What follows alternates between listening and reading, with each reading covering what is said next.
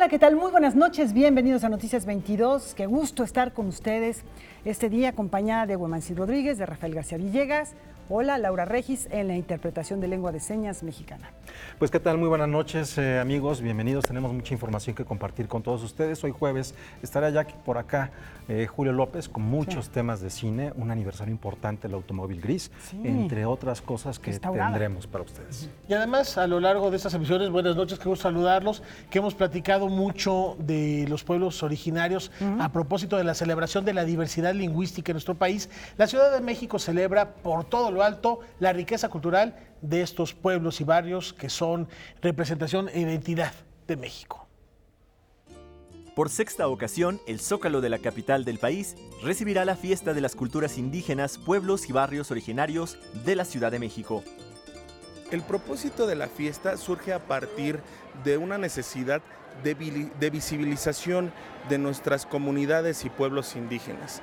Hay una necesidad de los compañeros de mostrar su cultura y su arte. Hay dos carpas principales, las denominamos carpa A, carpa B. En unas hay textiles, gastronomía, en las otras hay artesanías, hay productos transformados, es decir, jabones de algunas hierbas, también hay herbolaria. Tenemos otros dos escenarios muy importantes para nosotros, el que tenemos atrás de donde estamos ahorita, que es la medicina tradicional, en donde tenemos 26 compañeros que se dedican a diferentes temas de la medicina tradicional. También se encuentra el Círculo de Saberes, en donde se darán conferencias sobre derechos culturales, diversidad cultural, presentación de libros y talleres, para que los visitantes conozcan más de estas tradiciones y culturas. Todo del 28 de agosto al 1 de septiembre. Tenemos en ese sentido más de 30 naciones indígenas, más de 30 comunidades, también pueblos y barrios originarios, y tenemos zapotecas, tenemos mixtecos, tenemos triquis, tenemos nahuas, tenemos otomís, tenemos huirráricas, tenemos por ahí un compañero yaqui. En general están representados casi la totalidad de las naciones indígenas con las que cuenta nuestro país. Noticias 22, Alberto Aranda. Bueno, pues hay otra manifestación a lo largo de las siguientes semanas, de los siguientes días. Vamos a seguir platicando de este tema que es protagonista a lo largo de todo el año. Así es, y bueno, ¿qué les parece si vamos ahora con una información que tiene que ver con un actor muy importante para el teatro, para el cine, para los cortometrajes, para la televisión? La televisión, en series televisivas, en telenovelas, pero de las buenas. De las buenas, exactamente. José Carlos Ruiz nos referimos, quien revela otra de sus facetas creativas. Mi particular Ramón López Velarde. Un compendio de poesías y relatos que forman parte de su vida, escritos de 1958 a 2015, en el cual se exhibe la sensibilidad a las artes del autor, que además de cuestionar la nostalgia, también retoma los días felices en sus palabras. Se trata del libro Correas del mismo cuero, del eminente actor José Carlos Ruiz. Bueno, eso viene de un dicho guarachero. Los guaraches se hacen con correas del mismo cuero, de la vaca. La carrera del actor tiene muchos baches, ¿no? Y estos baches, pues alguien los llena viajando, durmiendo, bebiendo. Y a mí me dio por escribir. Se fue dando ahí en un poco a poco, hasta consolidar durante muchos años, porque no tenía yo pretensiones de escritor, ni mucho menos, ¿no? Se fue dando a lo largo de casi 50 años este libro, de las etapas en que no tenía nada que hacer. Me llegaba la inspiración o algún tema, lo desarrollaba y se fue dando a base de pequeños poemas, de cuentos cortos, en fin, hasta consolidar un libro. Correas del mismo cuero, producido y editado por la Fonoteca Nacional, incluye un CD con 14 textos en voz del actor José Carlos Ruiz, autor de los mismos. La publicación es una coedición con el gobierno de Zacatecas y el Sistema Zacatecano de Radio y Televisión. Mitote, chisme, argüende, llámalo como quieras, pero nomás una cosa. Sí, es un audiolibro, está un disco grabado por mí, no es todo el libro, son como 8 o 10 narraciones nada más. Y aparte del libro, Fonoteca, el señor Ernesto Velázquez, que era el director en ese momento de Fonoteca Nacional, pensó que sería muy bueno enganchar a la gente con un pequeño disco para que leyeran después todo el libro. El libro, prologado por Juan Villoro, nació del ocio, de la desesperación. Para no sucumbir a la nada, acaba convirtiéndose en un salvavidas. Como bien lo dice Juanito Villoro en su notable prólogo, este hombre que nos ha convencido de ser muchos otros, ahora nos sorprende en las múltiples maneras que tiene de ser él mismo con estos textos. Me parece que la frase de Juan es fantástica, contundente, define lo que es el libro. No creo que sea tan deleznable. Creo que tiene 2 o 3 elementos que son muy valiosos. La honestidad, la creatividad, si es que soy un creador de literatura, y la necesidad de hacer algo cuando no hay nada mejor que hacer.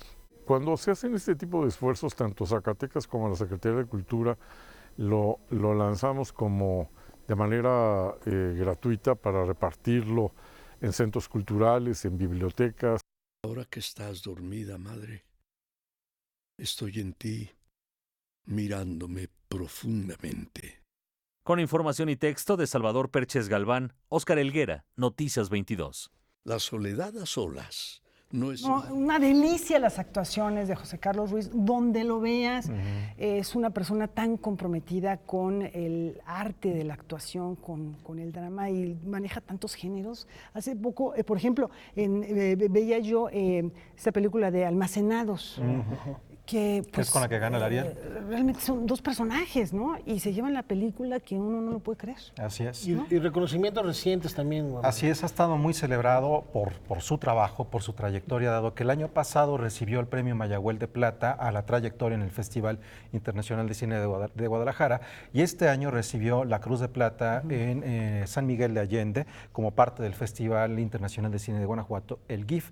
Entonces, pues estamos hablando de en menos de un año, reconocimientos muy importantes a este trabajo tan grande. Hablas de Almacenados, ha hecho trabajos muy importantes, pero también siempre tiene algunas cositas que no son tan famosas, pero que siempre tienen un gran nivel. Por ejemplo, él está en Actas de Marusia. Exactamente, es una película de de Miguel los años 70. Así es. Y la más memorable personificación de Benito Juárez. Claro que sí, la famosísima telenovela histórica, ¿no? Así es. de Televisa, que bueno, pues nos dejó una imagen que más allá de las estampas y de lo que teníamos como imagen fija, se quedó en la memoria. Ese es el ícono que tenemos, ¿no? Y se ha repetido cada vez que alguien lo vuelve a interpretar. Yo creo que su referente es cómo lo hizo José Carlos Ruiz. Ahora hay que leerlo, ¿eh? Ya lo vimos, Claro. sabemos cómo actúa, sabemos esta gran capacidad histriónica, como bien refieres, Laura. Ahora hay que leer su poesía. Y nos vamos con más. ¿no? Con más personajes importantes, porque la Feria Internacional del Libro de los Universitarios rinde tributo a un hombre que dedicó su vida al mundo de la letra impresa. El editor argentino Arnaldo Orfila, fundador de Siglo XXI Editores, entre otras cosas. La asistencia al Congreso Internacional de Estudiantes que se realizó en México en 1921 fue fundamental en la carrera de Arnaldo Orfila. Durante ese encuentro conoció a José Vasconcelos, Daniel Cosío Villegas, Lombardo Toledano, Alfonso Caso y a Jaime Torres Bodet, con quienes coincidieron en proyectos literarios que impulsaron la carrera del editor argentino. Conoció a todos la crema innata del intelectual mexicano de entonces, que fueron un poco los que construyeron el país, digamos, ¿no? Después de la Revolución. Entonces él mantuvo siempre ese vínculo, y por eso primero lo invita a Cosío a dirigir la sucursal del Fondo en Argentina, y a los 4 años, después de una relación de trabajo muy intensa, muy clara en términos de desacuerdos incluso, piensa que él es el mejor para sucederlo al frente del fondo, ¿no? Y convence a la Junta de Gobierno, que aún siendo un argentino, porque lo primero que le dicen es no hay ningún mexicano que se haga cargo de esto, los convence que se quede, y está 17 años y hace una gran obra en el fondo. Al frente del Fondo de Cultura Económica, Orfila impulsó la colección Breviario, Letras Mexicanas y la obra poética de Alfonso Reyes. Inauguró nuevas sucursales en Chile, España y México. Su salida de la editorial se debió al choque que tuvo con la Junta de Gobierno tras la publicación de Escucha Yankee, un libro de entrevistas con revolucionarios cubanos escrito por Wright y los hijos de Sánchez de Oscar Luis, además de que nunca ocultó su simpatía por el marxismo y con la revolución cubana. Inmediatamente lanza Siglo XXI, y el Siglo XXI, claro, como no tiene sujeción ninguna, más que la financiera, ¿no? De no perder mucho dinero, pues él refleja un poco su personalidad, sobre todo al principio, pues cuáles son los temas que le interesan, cómo le interesaba él editar. Era un socialista muy convencido, ¿no? Fue un simpatizante muy leal de la Revolución Cubana hasta sus últimos días. Y claro, toda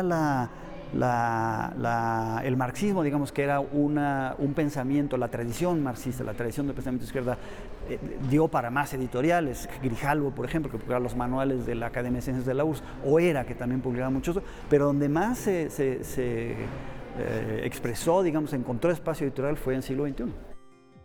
Con fotografías, textos, ejemplares y condecoraciones, la exposición Arnaldo Orfila, editor y militancia, que forma parte de las actividades de la Feria Internacional del Libro de los Universitarios, ofrece un recorrido por la trayectoria de uno de los editores más destacados del siglo XX en México. Con información y texto de Óscar Cortés, Noticias 22.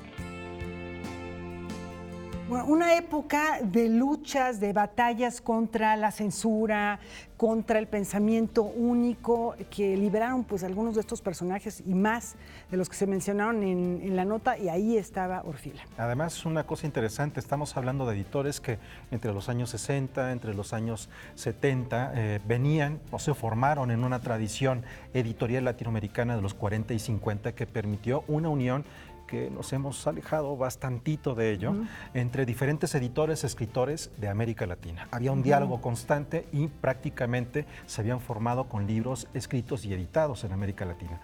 Ahora hay que recuperar terreno. Y que son fundamentales para entender lo que está pasando hoy, de manera particular en el continente, pero de manera general en el planeta, con esos movimientos de la nueva izquierda, de las nuevas revoluciones, por llamarlo de alguna manera, ideológicas, que mantienen el pulso del mundo. Así es, que aquí en América Latina suelen estar regularmente descalificadas, pero que son motivo de estudio en infinitas universidades en Europa. Vamos a una pausa, hay mucho más aquí en Noticias 22. Volvemos.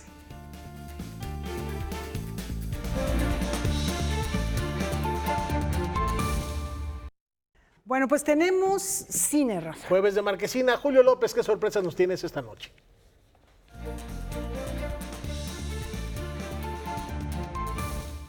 Okay. Bueno, aquí estamos con Julio, como todos los jueves. Julio, hoy que tienes, dices que no tienes sorpresas, ¿sí o no?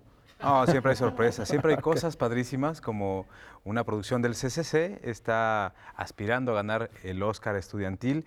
Es algo que no sucedía desde el año 2001 con El ojo en la nuca de Rodrigo Plá. Ya tiene, protagonizado por Gael García. Protagonizado por Gael García. Pero bueno, el CCC siempre ha estado presente en esta premiación, ha estado como por ejemplo La Parca y ha tenido otras producciones, pero ahora ya está en la etapa final, después de más de 1000 proyectos que se inscribieron, pues ya solo quedan 7 y de esos ganarán 3 y allí está El último romántico.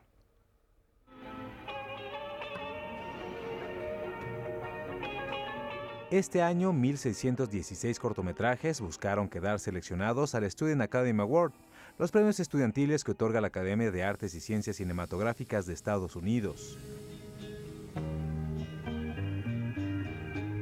Ahora solo quedan 7 trabajos por categoría y uno de ellos es El último romántico, de la directora Natalia García Gras, alumna del Centro de Capacitación Cinematográfica.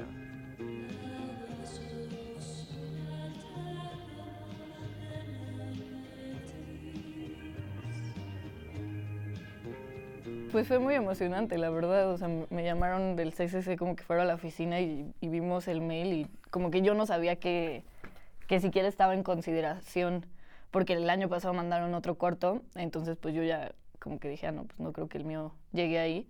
Entonces pues sí fue muy emocionante, porque no tenía expectativas de eso. ¿No hay nada que te guste de aquí? Bueno, la música. ¿Por qué se la pones tú?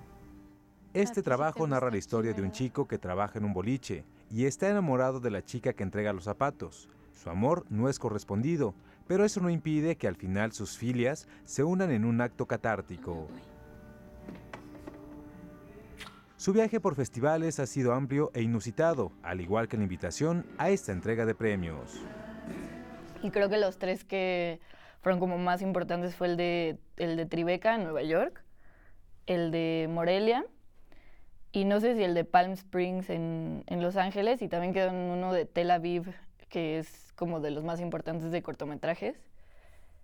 Y pues de eso solo tuve la oportunidad de ir a Tribeca y a los que son en México. El Último Romántico compite en la categoría Narrativa Internacional. También hay otro representante de México, el documental La Herencia del Viento, filmado por alumnos de la Universidad de Guadalajara. El próximo 17 de octubre de este año se realizará la ceremonia de premiación en el Samuel Goldwyn Theater de Beverly Hills, en California. Noticias 22, Julio López. Nombren. Bueno, esto es interesante, Julio, porque cuando estamos hablando del Oscar estudiantil tiene que ver con las escuelas de cine, la oferta que se manda, pero también qué es lo que aceptan, ¿no? Pues claro, y también hay que mencionar que el CCC acaba de ser reconocida como una de las escuelas de cine más importantes del mundo, ¿no? Y que este Oscar estudiantil lo han ganado ya reconocidos directores, como Spike Lee, por ejemplo, ¿no? Exactamente. Entonces, la verdad es que no es nada despreciable este reconocimiento que ya tiene la directora, que va comenzando, que va a empezar a esperar. Este fue su segundo ejercicio de ficción 2, me parece, luego sigue el de documental y luego sigue su tesis, así que pues va por muy buen camino, bueno, pues Natalia, ¿no? Suena bastante bien. Oye, Julio, y hay una película que es súper importante para la historia cinematográfica. Estamos hablando de una ficción inspirada en una realidad, pero que parte del pietaje es prácticamente documental. Sí, bueno, pues hay muchísimas películas dentro de todo esto, ¿no? Lo que sí hay que mencionar también es que ahorita la oferta cinematográfica en el país está a todo lo que da, ¿no? Es decir, el día de ayer inició en el Teatro de la Ciudad Esperanza Iris una edición más del Festival Macabro. 18 años cumple Edna Campos, realmente ha hecho un trabajo estupendo y Macabro se posiciona como uno de los festivales de horror y ciencia ficción más importantes de nuestro país. La 18ª edición del Festival Macabro inició en el Teatro de la Ciudad de Esperanza Iris con la proyección de la película El fantasma de la ópera, un largometraje silente de 1925, musicalizada en vivo por la banda mexicana El Clan. Creo que lo que destacaría que es diferente es el retorno del Macabro Lab, ¿no? Este proyecto que lanzamos en 2015 y que pues recuperamos este año en forma de un seminario de cine de terror, en el cual vamos a tener alrededor de 15 masterclass. Es un seminario que se presentará en la Facultad de Cine durante 3 días y que tiene todo el objetivo de la formación. Macabro se realiza en más de 18 sedes distribuidas a lo largo y ancho de la Ciudad de México. Como ya es costumbre, no puede faltar el Maratón Macabro, que se lleva a cabo en el Circo Volador. Ahí se presenta la parte más extrema de su programación. Vamos a tener en la competencia oficial, vamos a tener 3 películas mexicanas, Feral, Sangre para la carne y Alex Winter, películas distintas pero que de alguna manera abordan la misma temática que son los monstruos internos, ¿no? El invitado de honor de este año es el director Jairo Pinilla, considerado el padre del cine de terror de Colombia. Presentará 3 películas y promete una gran sorpresa. Afirma que ni los organizadores saben a ciencia cierta de qué se trata. Yo considero que Something Else, una película de un director que ya estuvo aquí en Macabro y que regresa este año, Jeremy Gardner. Something Else es una de las películas que no se deben de perder. Macabro, Festival Internacional de Cine de Horror de la Ciudad de México, concluye el 1 de septiembre.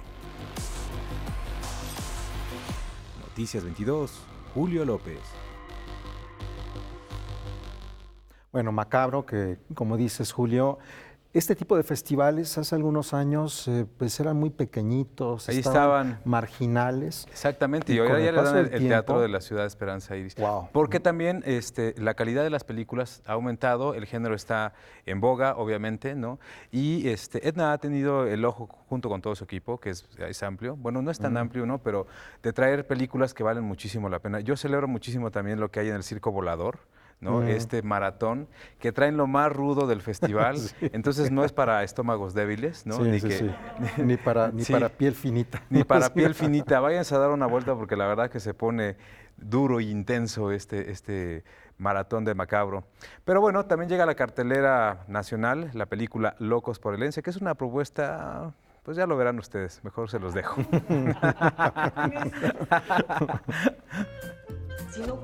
El director Juan Carlos de Yaca retoma un guión del actor Julián Pastor para filmar la película Locos por la Herencia. Esta es una adaptación libre de la historia original que gira en torno a dos hermanos que luego de la muerte de su padre buscan quedarse con la empresa familiar. El primero que se case y tenga hijos se queda con todo. Había un tono de comedia que en el caso de la historia original de Julián tenía que ver más como, digamos, como una sexy comedia. Y yo le quité esa parte sexy comedia y la metí más bien en la idea del drama familiar, ¿no? Entonces, de la comedia familiar, ¿no? En donde se ponen en tela de juicio las creencias y los prejuicios de una familia. Si bien la sinopsis se escucha trillada, en el desarrollo de la trama se plantean temas tabús, como el incesto, la infidelidad y el matrimonio entre personas del mismo sexo. Claro, todo en tono de comedia y de manera superficial. Una de las diferencias entre esta película y otras es que pone un tema que generalmente, no solemos ver en pantalla y que cuando lo vemos como algo sumamente dramático, ¿no? Y aquí no, aquí se le trata como un tema, uno más de los tantos que se tratan dentro de la película. Locos por la Herencia promete ser una película diferente, sin embargo, se queda a medio camino. A final de cuentas, no deja de ser una comedia romántica que tiene como eje central la historia de un amor imposible. Noticias 22, Julio López. Bueno, hay público para todo. Yo prefiero hablar de lo que viene, que es lo que desde hace un momento ya te provocaba. Digo, ¿no? ya lo decías, hay público para todo, porque también está la película de Tarantino, se estrena este fin de semana, que estuvo Brad Pitt. No es la mejor película de Tarantino, tampoco. Así que... En los últimos años ha estado como raro, ¿no? Quédense en la señal de Canal 22, que aquí va a estar bueno. Maten a León se presenta a las 10:30 de la noche el día de hoy. Pero bueno, hablando justamente de películas que ya tienen pues historia en nuestro país, hay que hablar de El Automóvil Gris, una película que cumplió 100 años y la Cineteca lo celebra a lo grande. Corre el año de 1919. El cineasta Enrique Rosas presenta en los cines el thriller policíaco El Automóvil Gris, una historia basada en hechos reales que sigue de cerca las fechorías de una banda que asoló las colonias adineradas de la Ciudad de México. El trabajo de restauración se realizó entre 2012 y 2015. Originalmente la película se presentaba en los cines por capítulos. Toda la historia dura más de 5 horas. Lo que ahora exhibirán, para celebrar su 100 aniversario, es un compendio de 3 horas 40 minutos.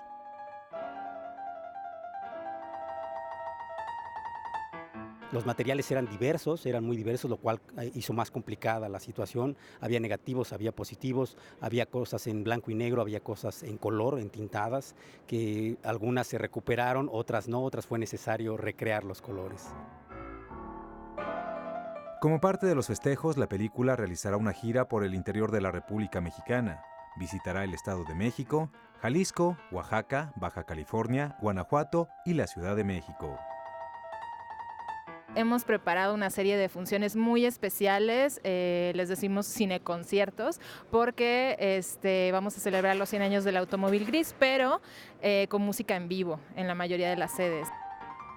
El Automóvil Gris es una película silente. Los intertítulos que la acompañan pudieron rescatarse, pero no sucedió lo mismo con la música. Es por eso que el ensamble Cine Mudo se encargó de componer una nueva pieza que acompañe al filme. Este proyecto es una reelaboración de la partitura de 2015 para ensamble de percusiones y piano, justo con el maestro Roberto Cerquera. En la mayoría de las funciones va a participar José María solo en el piano y en otras voy a estar acompañándolo, ¿no? De hecho vamos a hacer el cierre aquí en Cineteca el 10 de noviembre y vamos a presentarnos el dúo para esa función. El Automóvil Gris se convierte en una especie de ventana al pasado, pues nos muestra cómo lucían las calles y las personas en México hace 100 años. Noticias 22, Julio López. Híjole, qué emocionante, Julio. Muchas cosas me emocionan con esta película. 1, 100 años, restaurado por la Cineteca Nacional. Solamente hay 3 lugares en donde se restaura cine antiguo en nuestro país: Filmoteca de la UNAM, Cineteca Nacional y un estudio particular en Semanario N22. En septiembre vamos a hablar sobre eso. La película es una ficción sobre algo que ocurrió, pero tiene fragmentos de algo real, porque fue un caso sonadísimo, esta banda de maleantes, ¿no? La banda del automóvil gris.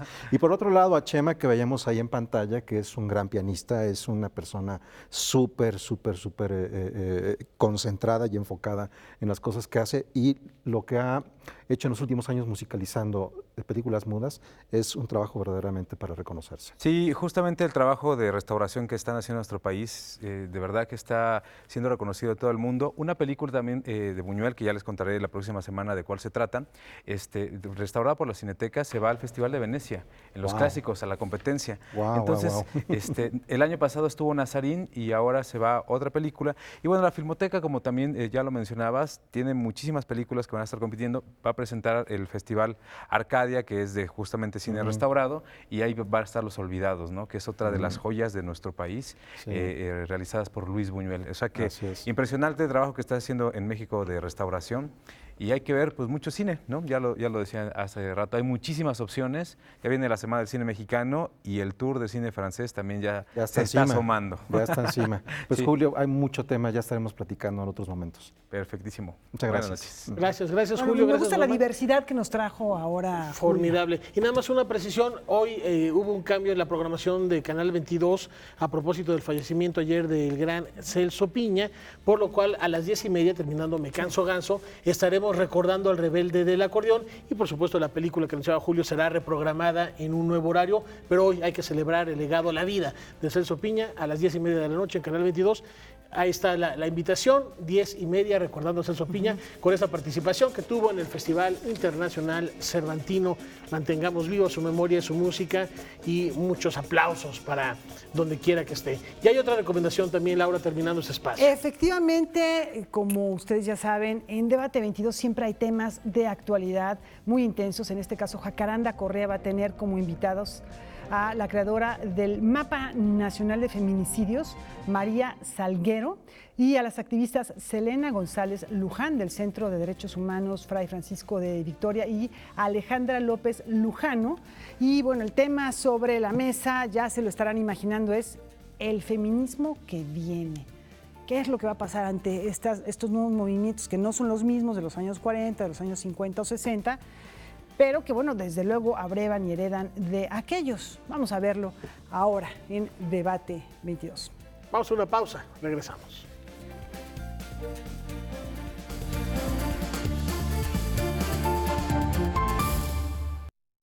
Tenemos literatura. Las nuevas voces literarias de Hispanoamérica encuentran resonancias en esta publicación. Vean. La minificción escrita por mujeres, que no ha tenido la difusión de otros géneros literarios, encuentra un escaparate a través del libro Resonancias. Lo que resuena es la voz de nuevas autoras que buscan crear espacios en la literatura, pero sobre todo en el género de la minificción. Resuenan las voces de mujeres de Hispanoamérica, de España, de Argentina, de Colombia, Venezuela, Perú, México, tratando de darle voz a las mujeres dentro de la minificción. 50 escritoras de países de habla hispana conforman el corpus de Resonancias. Nosotros hicimos una convocatoria en la que solicitamos que fuera menor a 250 palabras, ¿no? Para que pudiera verse en la página impresa, ¿no? Que de un solo vistazo nosotros pudiéramos tener todo el texto. En primer lugar, el primer requisito es que fuera un texto con un argumento entendible, reconocible. En segundo lugar, que no se cayera en lugares comunes en las relaciones de mujeres, ¿no? Como la amante, la meretriz, la religiosa, la loca, que buscaran romper esos roles tradicionales para poder ir más allá de lo que típicamente se ha encontrado en la literatura que habla de mujeres y sobre mujeres. Resonancias alude a la sonoridad de las distintas voces que conforman la obra y a elementos del feminismo contemporáneo. Los temas son comunes, genéricos en las mujeres, ¿no? En todos lados todavía hay cierta represión social, cierta marginación y bueno, es válido que ellas hablen sobre esos temas, pero también hay fiesta, hay humor en ellas, entonces creo que en realidad como condición humana, no solamente de género, es que podemos encontrar la variedad de temas que podemos encontrar en cualquier tipo de expresión literaria. La antología, perteneciente a la colección Ficción Express, fue publicada por la Dirección General de Publicaciones de la Benemérita Universidad Autónoma de Puebla. Resonancias lo que busca es que se haga eco de estas nuevas voces y que las que ya habían trascendido en el género también continúen haciendo su trabajo y no lo dejen. Es una de las primeras colecciones en México que se dedica exclusivamente a la minificción. Con información y texto de Salvador Perches Galván, Noticias 22. Bueno, un género, o más bien un formato, porque no creo que sea un género, sino un formato, la minificción, que sentimos muy contemporáneo, pero que ha existido de diversas maneras a lo largo de la historia de la literatura. Así es. Cuando despertó el dinosaurio, la minificción ya estaba ahí. Ándale, Exactamente, exactamente. Y de verdad es fabuloso porque en habla hispana tenemos a grandes representantes, en México también tenemos a grandes representantes. Arreola tiene una cantidad de cosas maravillosas. Ahora me viene a la mente, por Relatos ejemplo, muy breves. Bueno, sí, la mujer a la que amé se convirtió en un fantasma, mi cuerpo es el lugar de sus apariciones, ¿no? Cosas así, muy cortitas, muy contundentes. Concisas, ¿no? por supuesto. Ahí está la recomendación también para acercarnos a las letras. Y bueno, ya lo anticipábamos ayer, este mural que tenemos a nuestras espaldas tiene que ver con una retrospectiva muy interesante que ha recorrido diversas latitudes. Está en México, de manera particular en Monterrey. Platícanos qué vemos y hoy se inaugura, Güemen. Así Está es. inaugurando. En este momento se está inaugurando, es decir, el día de mañana ya podrá ser visitada una exposición retrospectiva de la obra de Rafael Lozano Hemer, que es la primera retrospectiva que se hace para Canadá y Estados Unidos, y después de Montreal viene a Monterrey, se inaugura, va a estar aquí. Nosotros tenemos un recorrido en el montaje de la exposición, que es lo que compartimos. Una retrospectiva de la obra generada en los últimos 18 años por el artista mexicano-canadiense Rafael Lozano Hemer es la exposición Presencia Inestable, que se inaugura en el Museo de Arte Contemporáneo de Monterrey. El Marco, como se le conoce a este museo, abrió sus puertas a Canal 22 para ver el proceso de montaje de esta obra que tiene su origen en la tecnología. Esta exposición está organizada por el Museo de Arte Contemporáneo de Montreal y por el Museo de Arte Moderno de San Francisco. La exposición está conformada por 26 obras.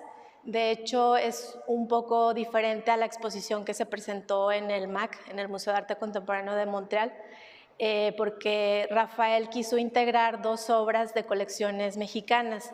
Van a encontrar una pieza de la colección FEMSA, que es de aquí de Monterrey, y van a encontrar también una pieza de la colección Jumex de Ciudad de México.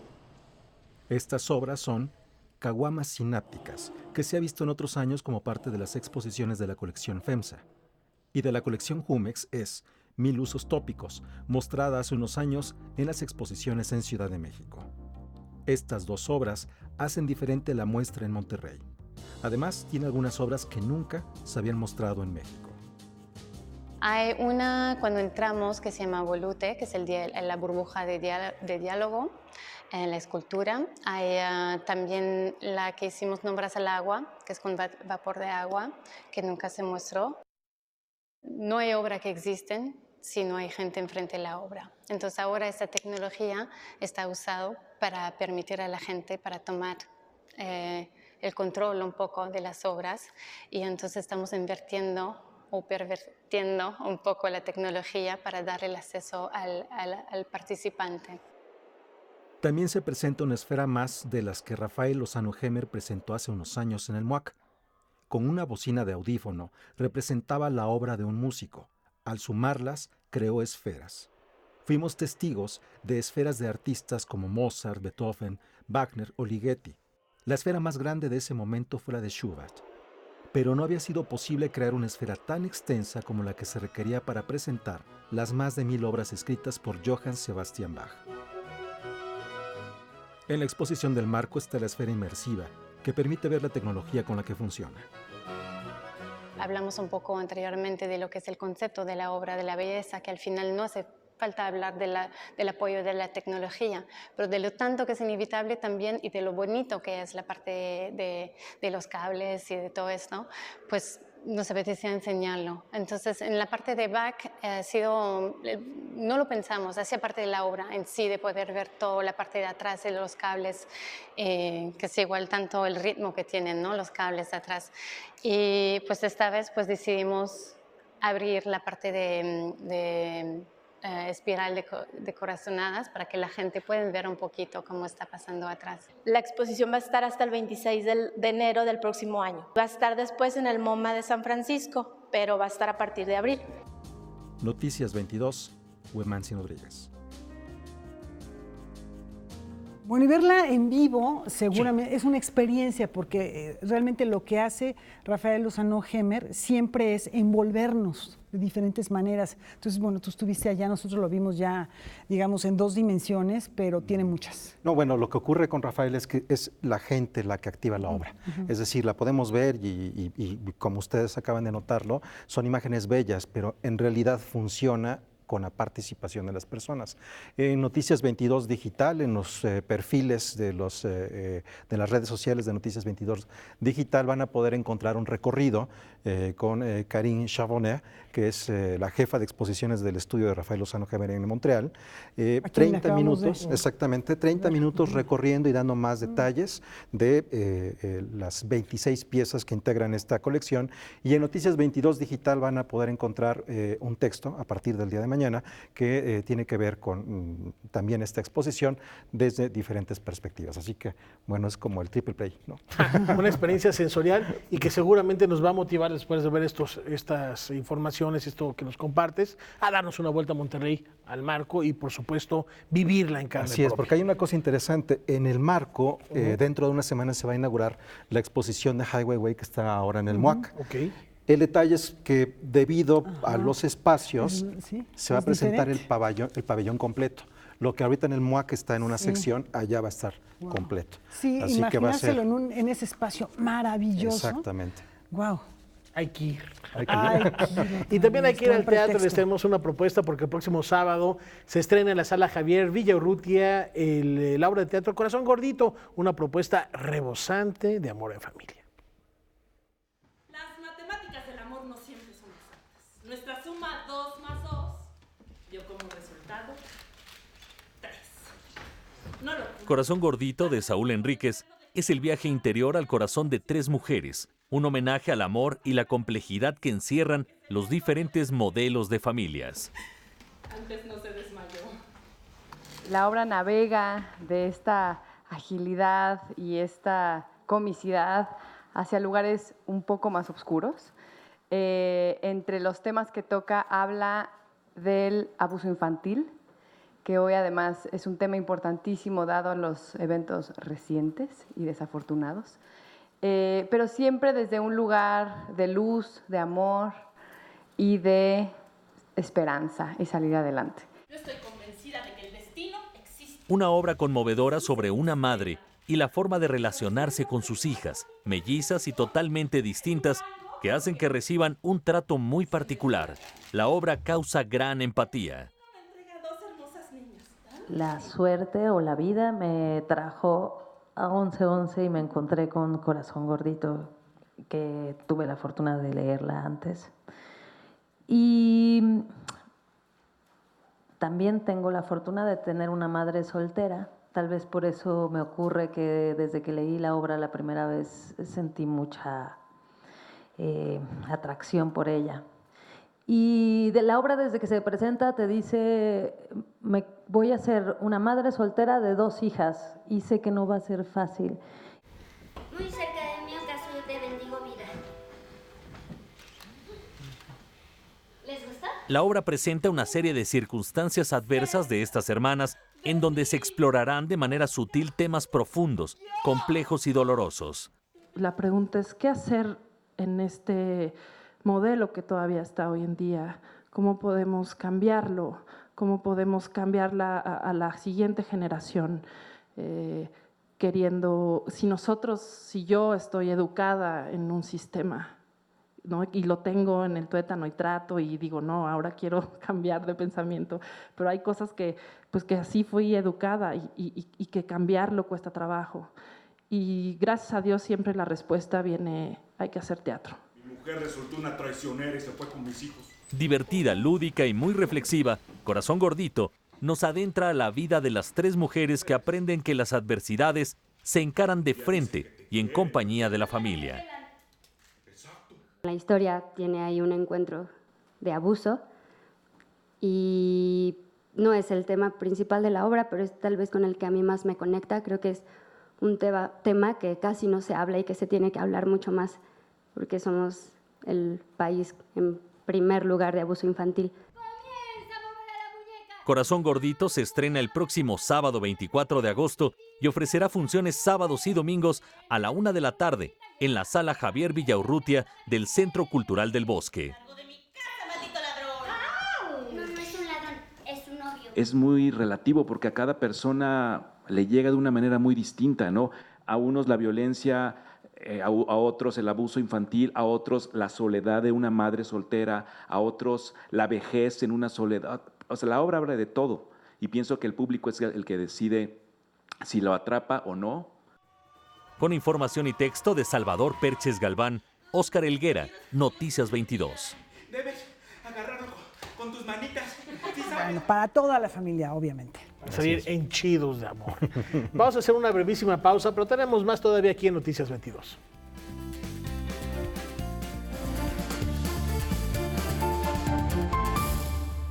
El creador oaxaqueño Damián Lescas se postula en su obra la posibilidad de degustar una pieza artística. Esto es comerse el mundo desde la plástica y la gráfica. El artista oaxaqueño Damián Lescas presentó en la Galería CAM de Polanco la exposición y libro titulado Arterial, una miscelánea de trabajos de pintura, grabado y escultura.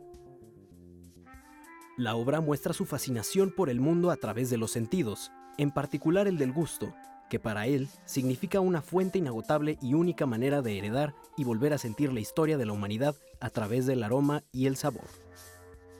Mira, desde el título, desde Arterial, que elegimos para la exposición, que es el mismo título de un libro que se editó el año pasado y que reúne 10 años de trabajo, se refiere principalmente al origen totalmente arterial, como le dice su nombre. Es algo que se ha trabajado con el corazón, con las arterias, con la sangre y principalmente con el gusto. La obra está llena de sabores y de aromas que para mí han sido el origen de estos procesos. Yo parto generalmente de algún aroma o algún sabor en algún platillo recién descubierto y trato de traducirlo a imágenes. Sus creaciones también nacen de la poesía y la historia. En otros casos, esta correlación que existe desde hace mucho entre las distintas disciplinas del arte, en el que, por ejemplo, un poema nos puede remitir a una imagen, a una música, a sonidos, y también en el otro sentido. El cuadro que tenemos aquí a mis espaldas, pues es justamente un caso de intentar traducir el juego de la palabra en la poesía y su lenguaje alterno a imágenes. En el caso de esta pieza, que es la última que realicé en Cancún el año pasado, es una pieza que habla sobre un poema de Rosario Castellanos, a quien se le estaba homenajeando con una película que apareció el año pasado, y retomando una mañana unos poemas de ella, se me ocurrieron algunas líneas que hacían alusión a las imágenes que ella describe en el poema Destino. A todo el público de aquí de la Ciudad de México que asistan a la Galería CAM aquí en Polanco, que disfruten de la hospitalidad que tiene este espacio, esta galería, gente joven que está apoyando el arte contemporáneo y pues que disfruten de todo, no solo de esta, sino de todas las exposiciones que vienen y que organizan aquí. La exposición estará abierta hasta el 22 de septiembre en la Galería CAM. Con información y texto de Omar Vera, Noticias 22. ¿Es posible transmitir un mensaje a otra persona utilizando solamente nuestra mente? El neuropsiquiatra y escritor Jesús Ramírez Bermúdez nos revela los fascinantes avances de la neurociencia en este campo.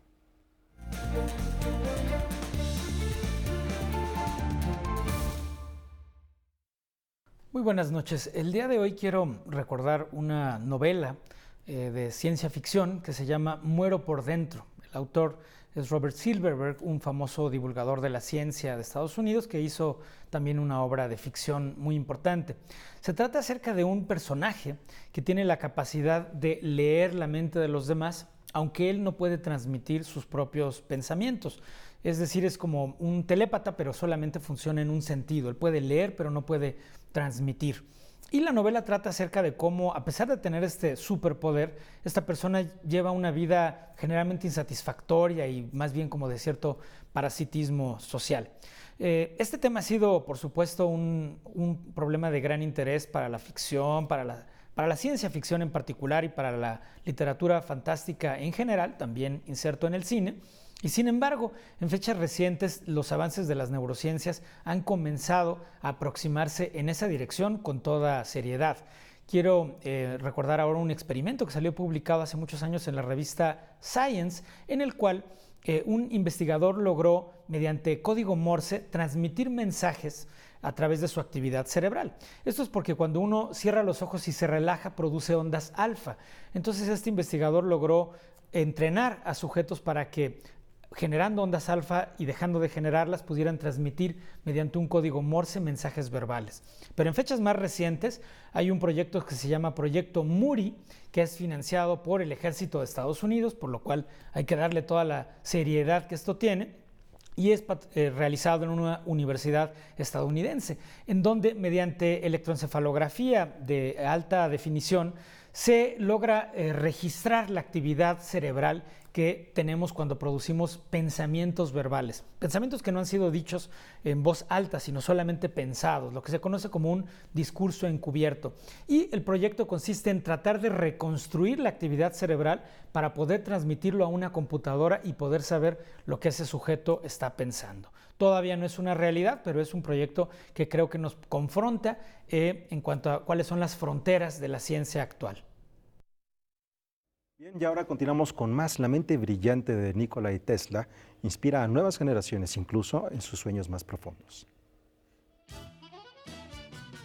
José Panduro es un niño que, después de ser infectado por el parásito de la malaria y de enfrentarse a las fiebres que lo acompañan, tiene el reto de escribir la biografía de Nikola Tesla para la clase de ciencias.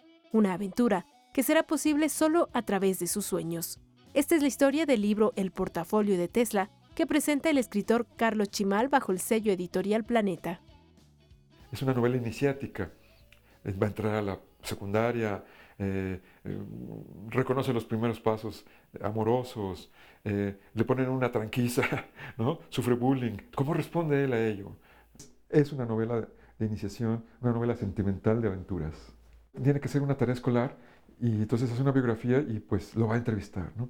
En este homenaje a los autores clásicos de la ciencia ficción, pues hay un viaje en el tiempo y entonces él va e imagina que va a entrevistar a Tesla, pero es todo ese sueño entremezclado con las cosas que ha leído con su madre, cosas de este personaje extravagante. Bueno, han hecho películas con su vida y hay muchos detalles que a pesar de eso no se saben o se saben poco. Y entonces son en los que yo me detengo más. Era un misántropo, ¿no? Él no toleraba la relación con las personas, con los humanos, el roce. Era un obsesivo de la limpieza. Los científicos que hicieron posible el mundo moderno del siglo XX, como Michael Faraday y James Clerk Maxwell, así como Thomas Alva Edison y la rivalidad que Tesla tuvo con este, aparecen en la historia acompañados de personajes que llevan nombres como Nervios, Paredes y Chamarras. Como Tesla es un personaje simbólico, es un símbolo realmente, un icono del dominio de la energía, pues era interesante, bueno, un tipo extravagante y de alguna manera Panduro es un tipo extravagante y pues le han sucedido cosas, ha estado a punto de morir, o sea, es una cosa seria, ¿no? Entonces cuando ves la vida desde ese punto de vista, la vida se vuelve preciosa. Entonces hay un juego entre la historia, la imaginación y todo ello en la ruta de la energía. Noticias 22, Karen Rivera. Ay, se me hace que ese libro es un buen regalo para quien sea, ¿no? Fascinante además reflexionar en la trascendencia de este inventor que tantas patentes le dieron vajilla para apropiárselas, otros que resultaron ser más famosos por culpa de que él se abocaba a inventar. Claro. Y pasó muchas veces. Así pasa muchas veces con los grandes genios. Así es. Bueno, ya nos despedimos y nos despedimos con música, con un gran personaje del blues. John Lee Hooker, lo recordamos hoy y agradecemos a favor de su compañía. Mañana tenemos una cita aquí en Noticias 22. Buenas noches.